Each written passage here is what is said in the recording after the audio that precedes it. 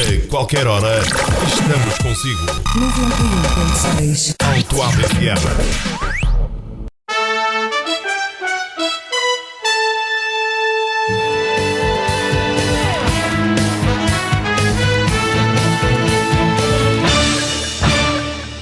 Falar daqui.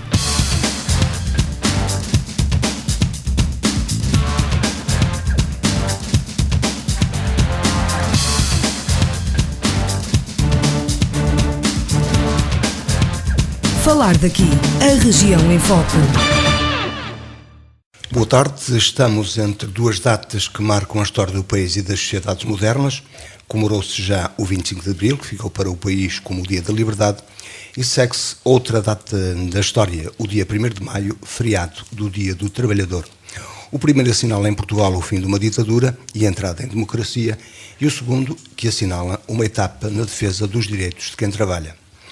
Este fim de semana também, um dos principais partidos do país e de Portugal Democrático realiza o seu congresso, um momento de afirmação e de reflexão dos líderes e militantes. Como se sabe, e é notícia em toda a comunicação social, o PS realiza em Vila da Feira o 19º congresso num momento de crise no país. A Igreja tem um novo Papa, Francisco I, que adotou o nome de fundador da Ordem dos Franciscanos. Nos seus primeiros atos públicos tem assumido uma atitude de simplicidade e despojamento da habitual pompa e circunstância dos Papas. No nosso país, alguns membros da hierarquia da Igreja Católica têm assumido uma posição crítica relativamente aos caminhos seguidos na gestão da crise económica e social.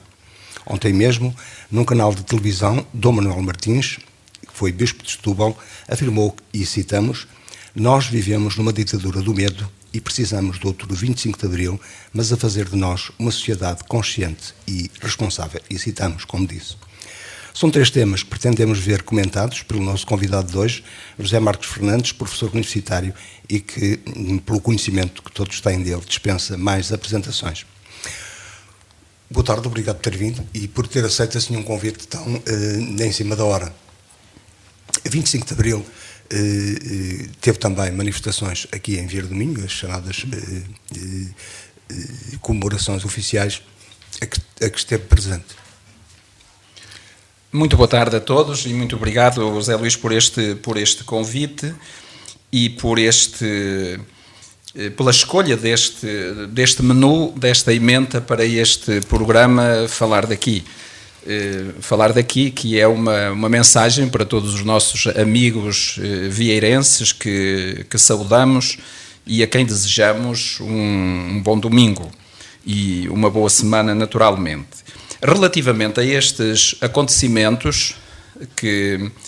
As comemorações, eu recordo-me que fui ouvido por um dos nossos colaboradores e estava a falar das questões do simbolismo. Do simbolismo, exatamente. Mas são estas duas datas, ou estes 3 acontecimentos que hoje são aqui, ou talvez 4, porque é o tema do 25 de Abril, o tema do 1º de Maio, o tema do Congresso do PS e o tema do novo Papa. Portanto, são 4 núcleos, são 4 temas que dão muito o que falar. Relativamente ao primeiro, às comemorações do 25 de Abril, eu ouvi no Salão Nobre, na sessão solene, numa das intervenções, ouvi dizer que este ano a pessoa que estava a apresentar, enfim, a fazer a sua intervenção, dizia que este ano não sentia ânimo para falar do 25 de Abril. Portanto, encontrava-se desanimada. Não utilizou a expressão falta de força anímica, não é? Que já não é o primeiro que eu uso. Pois não, porque essa expressão, esse termo entrou recentemente no léxico político, portanto, a falta de força anímica, e também ouvi essa expressão.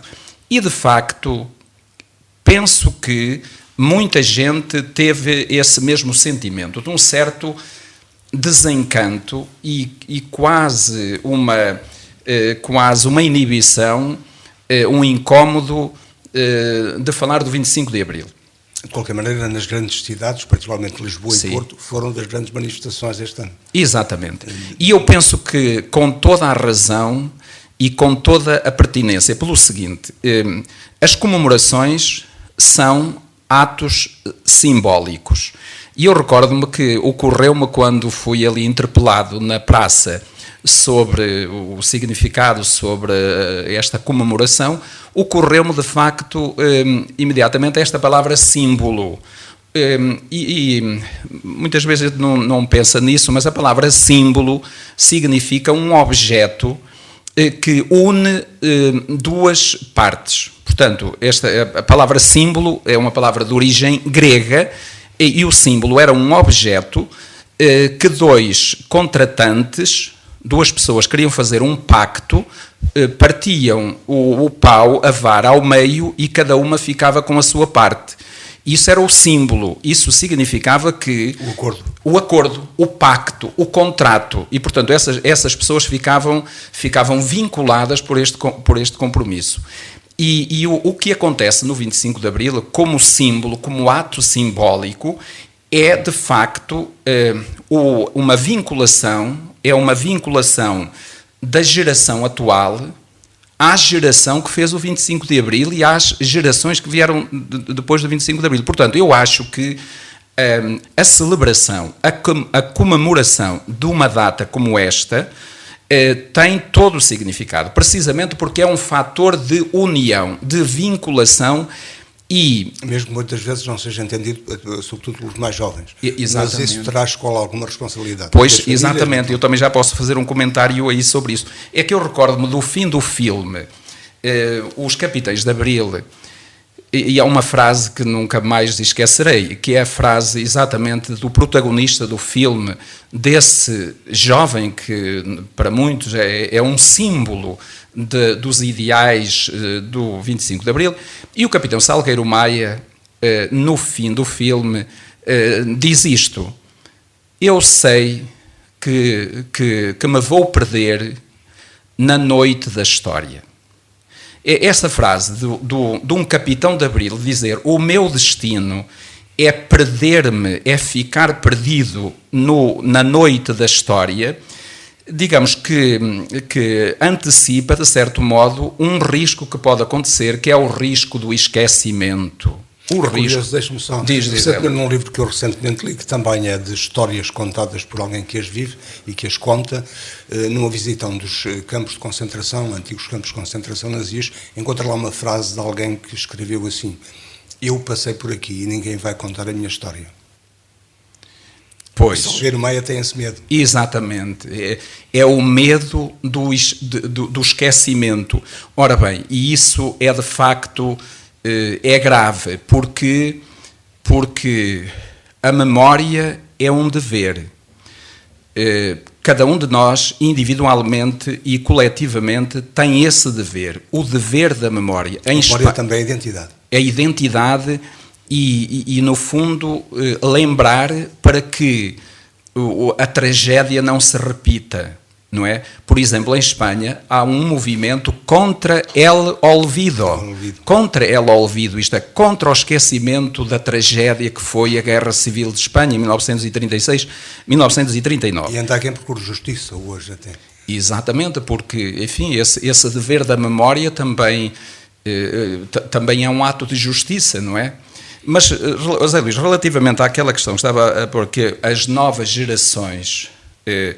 podem esquecer, podem não ter consciência daquilo que se passou, isso é uma grande responsabilidade das gerações adultas, não é? Que têm esse dever da memória, têm o dever de transmitir às novas gerações, digamos assim, a herança cultural das gerações passadas.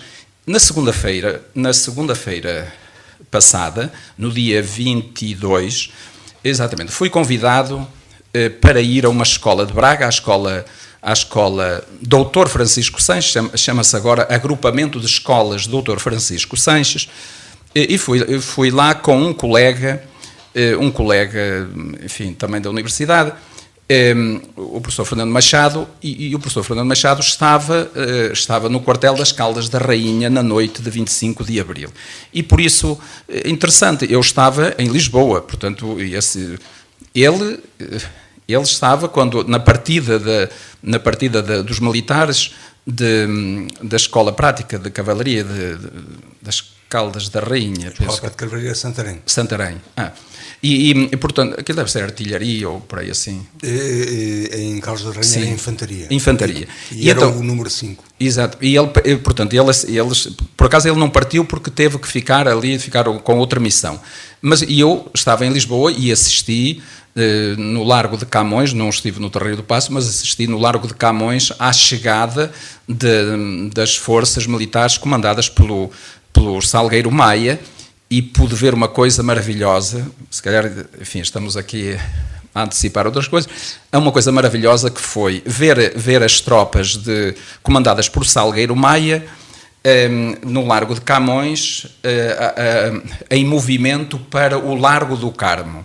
E ao cimo da rua, portanto, bloqueando o acesso ao largo, estavam as forças fiéis ao regime, portanto estava a GNR, não é? E aconteceu isto que é espantoso, que foi o povo, as pessoas correram e interpuseram-se entre os militares de Salgueiro Maia e as forças fiéis ao governo. Encheram aquela rua. Eu recordo-me que deitei as mãos à cabeça e disse: se uma das forças perde o controle, perde a cabeça, digamos, é aqui um banho de sangue. E não foi nada disso que aconteceu. Quer de uma parte, quer de outra. E por isto mesmo, é porque houve a adesão popular. E ali, eu pude ver ali exatamente essa aliança povo-MFA. E aí houve, de facto, um encontro. E esse encontro, acho que é... Que não estava no programa, de maneira nenhuma. Não estava no programa. E penso que isso que teve muita influência na própria metamorfose do golpe de Estado. Porque, enfim, aquilo começou por ser um golpe de Estado e que se transformou numa revolução.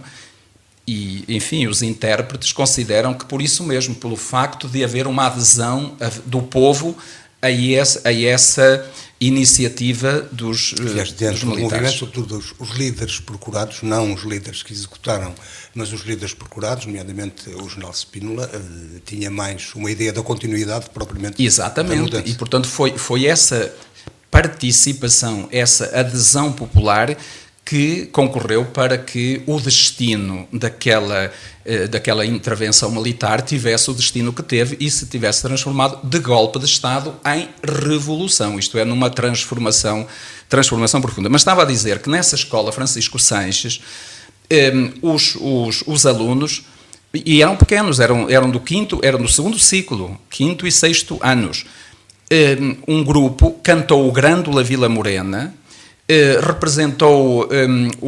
fez uma representação dos mecanismos, dos aparelhos repressivos do antigo regime, não é? Da censura, guerra, etc. E foi notável o entusiasmo daqueles alunos pelos ideais do 25 de Abril. Eles dava a impressão que estavam plenamente sintonizados com esses ideais. E eu digo assim, isto porque é que acontece? Quando os professores se interessam por comunicar, por transmitir à nova geração essa memória, esse ideário, esses ideais, eles são assimilados, são percebidos pela... De qualquer maneira, hoje os professores não terão mais preocupações em garantir o lugar do que propriamente... Pois aí está, isso também, claro, depende, se calhar isso não é possível em todas as escolas, mas por acaso felicitámos lá o diretor da escola e ele é muito sensível porque acha que estas ações pedagógicas também elas são edificantes, elas são educativas e formam as pessoas, embora muitos e ajudam a formar um indivíduo. Mas há professores que acham que só se deve ensinar o programa. E a formação não é só encher a cabeça dos alunos com informações, mas é também com conhecimento e com enfim, a sabedoria acumulada da nação. Portanto, relativamente a esta primeira questão, e depois o 1º de Maio. Mas a questão é isto, hoje e quando falamos da citação que fiz relativamente ao Bispo Manuel Martins, sim. Hoje há algum desencanto em muita gente, porque, como disse um músico famoso, uma revolução é um ponto, é um círculo que começa num ponto e acaba no mesmo ponto. E acaba num... Pois, pois exatamente. Mas esta questão, a questão da... Aqui, da questão também da... Pode-se falar aqui, hoje há o chamado direito à indignação, como também é uma frase de um político conhecido. Ora bem, esta questão mesmo do medo, isso também é interessante, porque, porque essa questão também disse, Portugal não tem futuro, Portugal tem medo. É bem verdade, parece que no diagnóstico que muita gente faz da situação atual, fala desse sentimento, e isso é bem real. Isso penso que todos concordaremos em que o medo, e aqui medo também significa uma incerteza quanto ao futuro. E isso, de facto, não é saudável. Porque as pessoas não veem, também é a frase de um político, a luz ao fundo do túnel. Não veem a luz, exatamente. Ora bem, e aí é que está, penso que um déficit muito grande, é um déficit e é uma grande dificuldade. É uma dificuldade para os pais, é uma dificuldade para os professores que não conseguem encontrar razões para animar os seus filhos ou animar os seus alunos. Porque, de facto, diz assim, quais são as razões para vós estudardes? Não é? Para vós adquirirdes uma boa formação. Porque eles começam a ver a saída, e a saída qual é a saída? Portanto, a saída não é airosa. E, portanto, de facto, esta situação é crítica. Mas eu até me admiro com a atitude da nossa geração, dos nossos jovens, porque eu pensava que eles deveriam sentir-se deprimidos pela situação em que se encontram. Felizmente que eles são mais, tenho sentido que são mais realistas. Eles já sabem que não têm emprego para toda a vida, eles já sabem que o emprego hoje não é uma garantia adquirida, e por isso isto acho saudável, mas, portanto... Ou então já uma deformação. Porque normalmente quem inicia uma profissão, independentemente das variáveis que pode haver e das diferentes opções, quem procura um emprego procura estabilidade. E isso não dá estabilidade, não. Essa ideia não permite estabilidade. Claro que nós estamos aqui a falar e não temos como resolver esta situação, mas nem pretendemos, mas pelo menos partilhamos com os nossos ouvintes esta dificuldade. E como dizia uma canção do período de 25 de Abril, que é um bocadinho de um farnel para ajudar na caminhada. Exatamente, pelo menos é um lenitivo, mas é verdade que esta instabilidade é grave pelo seguinte, porque esta instabilidade não incentiva a realização de projetos de vida, e portanto, e sem um projeto de vida é insustentável, digamos, a existência individual e a existência coletiva, e por isso é que todos, mas sobretudo as gerações adultas, porque o mal não está nas novas gerações, o mal está nas gerações adultas, não são as novas gerações que são corruptas e irresponsáveis, Não, corruptos e irresponsáveis são os mais velhos, são os adultos, são as gerações adultas. E por isso aqui, quando o Zé Luís dizia que o bispo emérito de Setúbal, Dom Manuel Martins, dizia que precisávamos de outro 25 de Abril Que nos tornasse mais conscientes. que nos tornasse mais conscientes e responsáveis. Eu também gostei de ouvir na sessão solene do 25 de Abril, no Salão Nobre dos Nossos Passos do Conselho, também gostei de ouvir uma das intervenientes falar de duas portas. Falou da porta, das portas que Abril abriu, mas sobretudo uma delas. O 25 de Abril abriu, e bem, e felizmente, e para a glória da geração do 25 de Abril e das gerações que lhe seguiram, abriu a porta da liberdade. A porta da liberdade. Que implica responsabilidade. Ora bem, e ela também, e depois também essa deputada da Assembleia Municipal também disse, mas abriu naturalmente também a porta da responsabilidade. E eu penso que esta é a questão, é a porta da responsabilidade. E a responsabilidade disto E a responsabilidade, tendo em conta aquilo que vamos assistindo no dia-a-dia, sobretudo na classe política e naqueles que são acusados como os iniciadores desta crise, que é a classe dos banqueiros, em alguns casos, com muita impunidade. Pois é, Luís, mas aí está o problema, e quando há bocado falaste deste direito à indignação. Este direito à indignação, a meu ver, também resulta disto, que falávamos no princípio de que hoje já não há censura, mas há autocensura, e eu, por acaso, até na escola, na segunda-feira, nesse encontro na escola, no agrupamento de escolas Dr. Francisco Sanches, considerei muito oportuna uma reflexão que fez esse meu colega a propósito do contrato social, do pacto social. Isto é, não há sociedade sem contrato social. Isto é, desde sempre, mas Jean-Jacques Rousseau, com a sua obra O Contrato Social, mostrou isso mesmo. Portanto, que a sociedade é um corpo, é uma realidade baseada num pacto feito entre os governantes e os governados. Ora bem, o que acontece é que, e quando há revoluções, é porque se rompeu o pacto, o contrato. Ora bem, e nós hoje dizemos que vivemos em democracia, mas, e eu pensei assim, pensava eu que estavam realizados plenamente os 2 primeiros Ds da Revolução de Abril.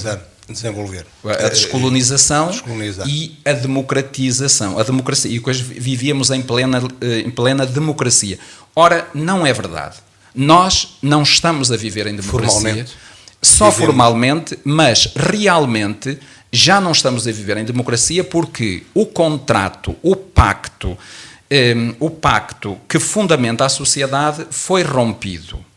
Ora bem, e o contrato faz-se nas eleições.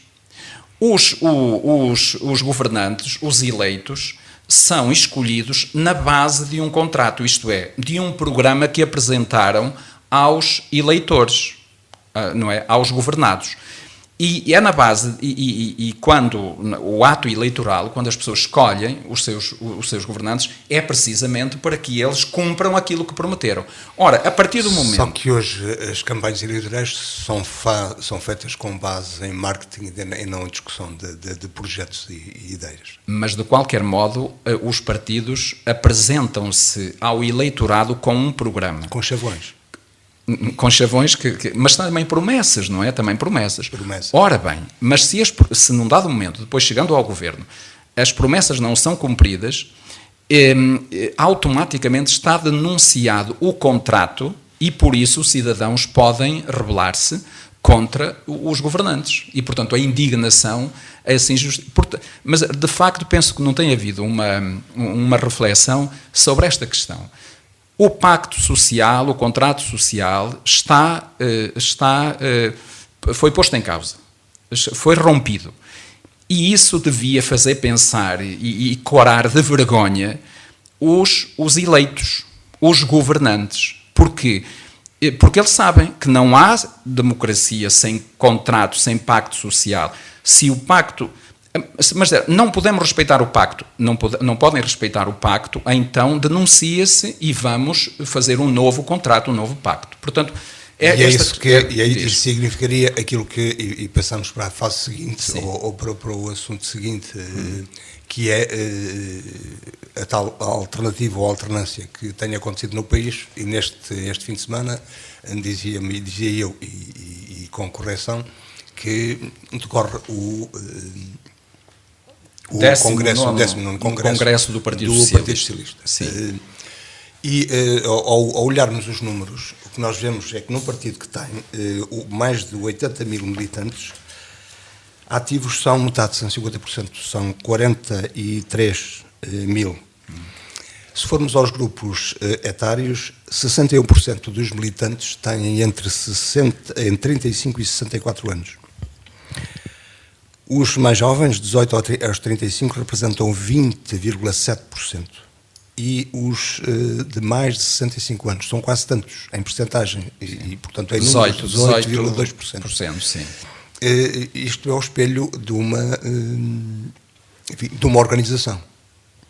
É o espelho de uma organização. Bom, relativamente, digamos assim, a este congresso, a este 19º Congresso do Partido Socialista, primeiro, de facto, embora o Partido Socialista foi fundado imediatamente antes do 25 de Abril, enfim, ainda foi fundado na clandestinidade, mas entretanto, também é interessante aqui dizer que um dos frutos do 25 de Abril foram os partidos políticos. Portanto, que organizado na altura só havia o Partido Comunista. O Partido Comunista, exatamente. Portanto, na clandestinidade. Significa que passamos de uma sociedade fechada, isto é, de uma sociedade ditatorial, autocrática, para uma sociedade dita, como diz o filósofo Karl Popper, passamos de uma sociedade fechada para uma sociedade aberta. Ora, uma sociedade aberta é uma sociedade plural, é uma sociedade pluripartidária e, portanto, também os partidos são, de facto, instituições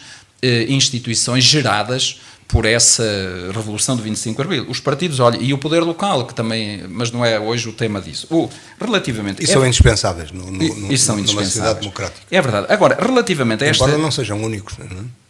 Como se vê, os cidadãos hoje pretendem, ouve-se nas ruas, é preciso uma nova vida e provavelmente outras formas de organização que não dentro dos partidos. Mas isso também é verdade, quer dizer, o desencanto, eu vejo com pena até colegas...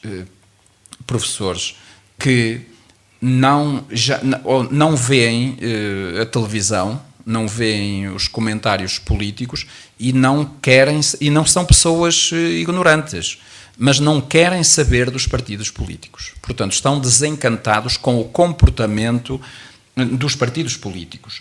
Mas, de qualquer modo, os partidos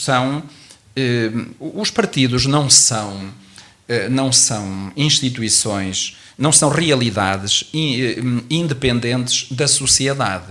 São reflexos, não é? Agora, relativamente a essa composição, de facto, de haver a maior parte dos militantes está entre os 35 e os 64 anos. 35, portanto, os 61%. Mas a juventude é uma percentagem muito baixa. São 20%. 20%. Mas os partidos, eles todos fazem, claro, as juventudes partidárias... Mas isto deve interpretar-se como algum afastamento da juventude da vida partidária? Nunca, em todos os partidos, eu, digamos, não reflito nem conheço muito bem a sociologia dos partidos. Agora, o que verifico é que todos os partidos têm uma preocupação de captar jovens, quer dizer, têm as suas organizações de juventude e isso, por um lado... é positivo, não é verdade? Tem que ser positivo. Pois, tem que ser para sobreviver, mas Ou isto deveria ser positivo. Pois, isto é em todas as instituições cuidam disso.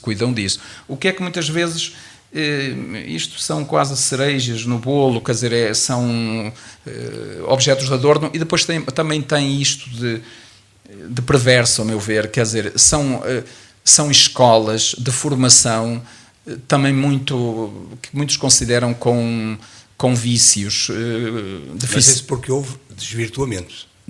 Pois, claro, porque Que será o percurso normal de uma pessoa que entra na vida cívica, alinhando num partido, é procurar seguir a ideologia e os comportamentos que são, além de ser um cidadão cumpridor, ser também um seguidor de uma ideia, de um projeto. Pois, o problema é que é o seguidismo, o seguidismo, e isso tem também, os seus inconvenientes, porque vemos aqui jovens... Deixe-me só meter uma areia na sua engrenagem. Seguir não significa imitar, não é? Pois, mas enfim, é que se não seguir, também não singra. Quer dizer, este é o problema, é que este desvirtuou, então. Desvirtuou, então são excluídos, quer dizer, não conseguem, uns jovens, os participantes das juventudes partidárias, evidentemente que se não repetirem, se não aprenderem aquela cartilha, aqueles rituais e aqueles discursos, aqueles guiões, eles não conseguem se ingrar no partido, e se querem, isso por um lado é negativo porque custa muito ver jovens das juventudes partidárias e que têm um discurso igual aos chefes. Já velhos. E isso também é negativo, José Luís. E, de facto, também a nossa juventude... Isso é uma reflexão que fica para os partidos. Fica, da juventude, e não é só das juventudes partidárias, das juventudes também universitárias e de outras organizações de juventude que estão... enquistadas. Estão muito apáticas, e isso é outra questão. Essa é outra questão que também deveria merecer alguma atenção. Agora, relativamente... Poderemos envolver isso tudo na atual crise. Pois... Que leva a essas... Porque a crise não é só económica, a crise não é só económica, é mais. Agora, relativamente ao Partido Socialista, não sei que diria que no Partido Socialista, como nos outros partidos, há os idealistas e há os oportunistas, quer dizer, mas isso é em todos os partidos, não é? Em todos os partidos. Agora, a questão que está posta em causa, que está agora sobre a mesa, é a questão da crise política, não é? Mas aqui deve dizer-se o seguinte, que... Da alternativa. Mas aqui deve dizer-se o seguinte, quer dizer, a crise política não virá do Partido Socialista. Não pode vir do Partido Socialista, porque não é o Partido Socialista que tem a bomba atómica.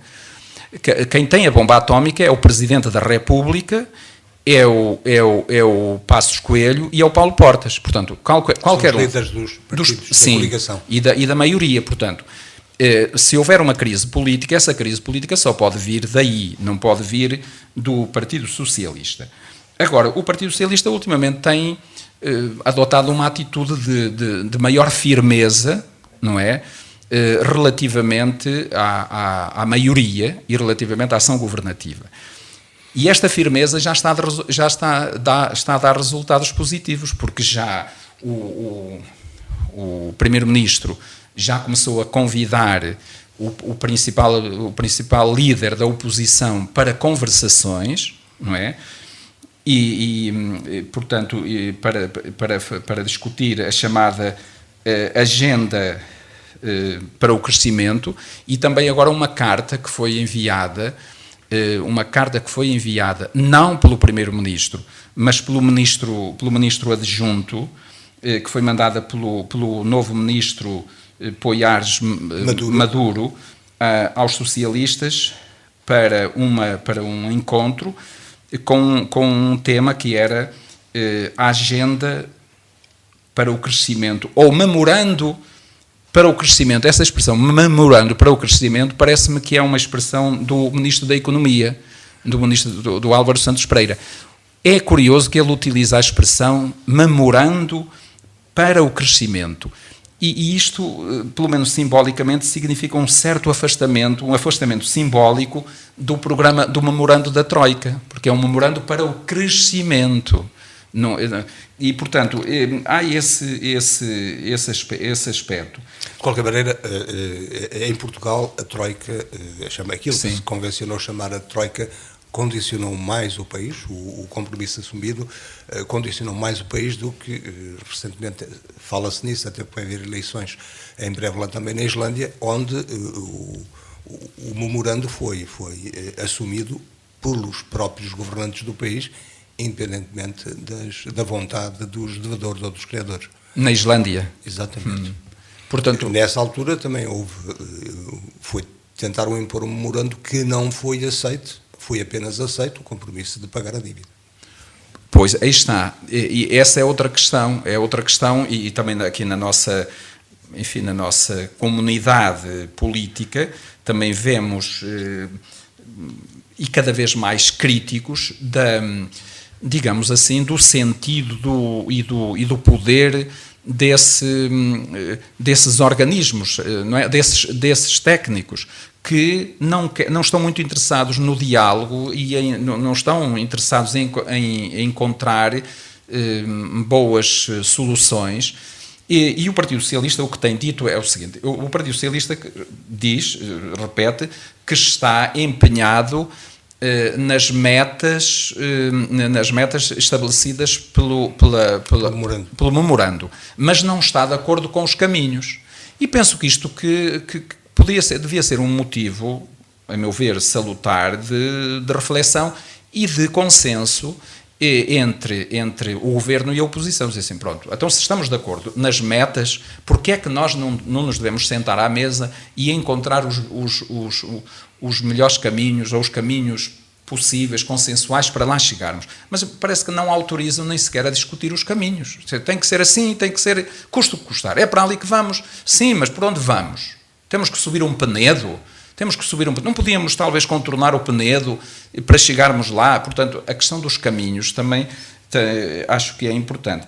Mas, de facto, agora estamos num momento de crispação, e esta crispação política não é nada salutar. E agora, quem é responsável por esta crispação política que está instalada na nossa sociedade?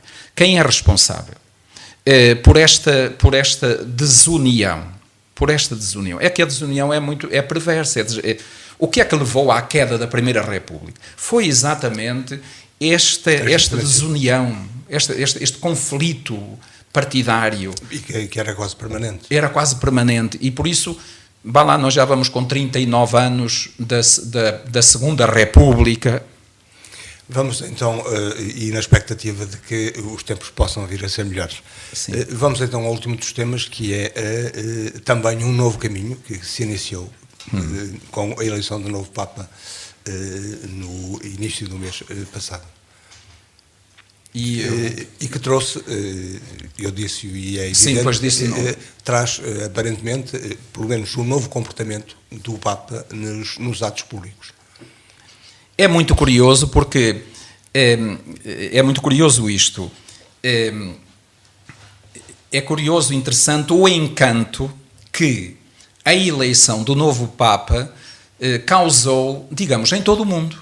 É muito surpreendente e é de facto motivo de reflexão primeiro esta atenção e esta curiosidade e este, digamos, entusiasmo sentido não apenas na comunidade católica, mas enfim, até na expectativa que a eleição do novo Papa, digamos, causou. É que a atitude dele, quando se observa, não é nada formal desde o primeiro momento. Ora, aí está, de facto, o novo estilo do Papa, ou o estilo do novo Papa, é de facto um estilo que provocou esta desmitificação, uma dessacralização. Mas aqui talvez, Zé Luís, devíamos associar duas coisas. Foi a resignação do Papa Bento XVI. Bento XVI, digamos, a sua Teve resignação. 2 leituras, não é? Enfim, e há de ter muitas mais. Há de ter muitas mais. Eu ouvi o professor Adriano Moreira dizer que aquela declaração de renúncia do Papa Bento XVI há de ficar na história como as teses que Lutero afixou lá na porta da igreja e que provocaram depois este terremoto da divisão da igreja. O professor Adriano Moreira diz isto, quer dizer, daqui a 100 anos os historiadores, enfim, da igreja e da sociedade em geral vão ter em consideração, vão relevar este ato de renúncia cujas consequências, pronto, foram pressentidas, mas ainda não foram bem assimiladas, quer dizer, porque foi um ato de desacralização. E eu devo dizer que eu sou um admirador muito grande do Papa Bento XVI, e estou convencido que se ele não fosse um intelectual desta categoria, de grande profundidade, ele não tinha tomado essa decisão. Porque isso é uma decisão que ele tomou solitariamente, mas uma pessoa que fosse mais, digamos, que não tivesse tantas convicções tão profundas, conhecimentos tão profundos e uma clareza intelectual como ele tem, dificilmente tomaria essa atitude. Mas, de facto, também devo dizer o seguinte, que é por isso que as pessoas dizem este Papa é que é bom, aquele... Não. Nós falávamos aqui dos Papas que já conhecemos, eu devo dizer que, enfim, que me recordo do Pio XII, pelo menos da notícia da morte, que lá na minha aldeia, em Vilar de Chão, ouvi tocar os sinos e perguntámos quem morreu, disseram, morreu Pio XII. Portanto, recordo-me da morte de Pio XII, recordo-me exatamente do Papa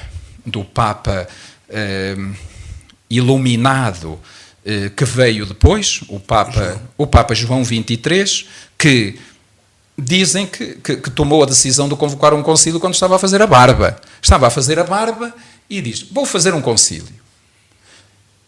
Recordo-me depois daquele... As ideias podem surgir em qualquer verdade. momento. E agora, pronto, os crentes dirão que a ideia vinha do outro lado, vinha de trás do espelho, mas isso é outra questão.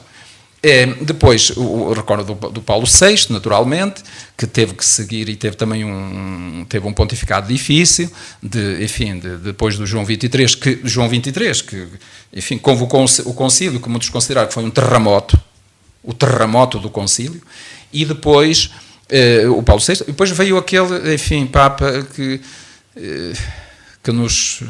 ainda nos causa algumas interrogações, que foi o Papa João Paulo I, não é? Que foi apenas teve uma curta existência, 33 dias, não é? E depois temos, claro, toda a gente conhece o longo pontificado do Papa João Paulo II e depois do Papa temos agora, mas do novo pergunto, Papa. será Francisco I o Papa que vai trazer à evidência e à realidade maior a chamada doutrina social da Igreja? Olha, primeiro eu queria acentuar esta nota, que cada Papa tem a sua personalidade e modela o seu pontificado à imagem da sua personalidade e não só, também das circunstâncias em que exerce o seu mandato. Isso é como os nossos presidentes da República. Não há um figurino do Presidente da República. Cada Presidente da República vive num contexto e existe. Pois, em função do contexto e em função da sua personalidade, cá está o Ortega y Gasset, não é? Eu sou eu e a minha circunstância. E, portanto, os Papas também têm que cumprir o seu mandato em função, certamente, da sua personalidade e em função das suas circunstâncias. Eu que receio é que a circunstância, isto é, o meio em que o Papa tem que se mover... Cúria dirá? Diga. A Cúria. A Cúria, por isso é que ele já procedeu, parece que no dia 13 de abril, que já nomeou uma comissão para proceder à reforma da Cúria. Fala-se muito que a reforma da Igreja, que foi um bocado interrompida nos famosos lobbies. Pois, e nos pontificados anteriores que sentiu isso. Mas que, no fundo, a reforma da Cúria, que talvez possamos dizer isto, parece-me isto, a reforma da Igreja e a reforma da Cúria começou exatamente na eleição do Papa Bergoglio, como tu dizias, Luís, Bergoglio, que na Itália é o Papa Bergoglio, que é o bispo da cidade. Exatamente, e aqui está outra desmitificação. A sua entrada foi exatamente como o bispo da cidade. Como o bispo de Roma. E há muita gente que vê isso exatamente como também um símbolo, também uma dessacralização daquela figura do Papa, não é? Ele é o bispo de Roma, não é? O bispo de Roma. E, portanto, a reforma, eu penso que começou no ato da eleição. Houve quem me disse, eu li que quando alguém lhe foi dar um abraço e disse assim, que lhe disse, lembra-te dos pobres, e diz ele assim, e depois o Papa disse, esta ideia, lembra-te dos pobres, ficou-me a martelar a cabeça, e por isso é que também a associação ao patrono, ao nome que ele escolhe, Francisco. E, portanto, ele no fundo, e tem insistido muito, quer dizer, que quer uma igreja pobre para os pobres. Portanto, a pobreza não significa miséria. E ele está a dar já esses sinais, mas também já está a haver gente que não concorda com isto. Acha que é preciso alguma pompa. E não sei como é que ele vai gerir, por um lado, essa sua vontade determinada de imprimir um novo rumo e não só, e de dar um novo rosto à Igreja, um rosto de simplicidade, de humildade, de pobreza, e por isso é que nós esperemos, mas com alguma dúvida, ativamente, que ele consiga, de facto, realizar o ideal de igreja que ele tem, que de facto parece ser a Igreja de Jesus Cristo e que a Igreja de Francisco de Assis também quis mostrar, quer dizer, o verdadeiro rosto da Igreja, o rosto de Jesus Cristo, que não tinha onde reclinar a cabeça. É o que o tempo nos dirá. Agradeço mais uma vez ter estado aqui, é sempre interessante tê-lo aqui e esta disponibilidade, como eu disse no princípio, este convite que foi aceito mesmo em cima da hora. Hoje falamos de 4 temas com José Marcos Fernandes, o 1º de Abril, o 25 de Abril e o 1º de Maio, também a propósito do Congresso do PS, da vida político-partidária no país e, finalmente, do que pode ser a Igreja no futuro com a eleição do novo Papa. Agradecemos mais uma vez a José Marcos Fernandes a presença, assim que nos ouviu, onde quer que tenha estado, continuo com um bom fim de semana, 2 a 8 dias vamos continuar a falar daqui. Boa tarde.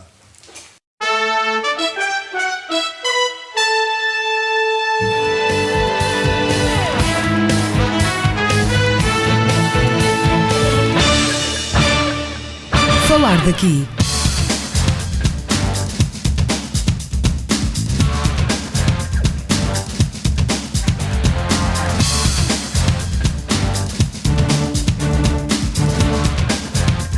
Falar daqui. A região em foco. A qualquer hora, estamos consigo. 91.6 Alto FM.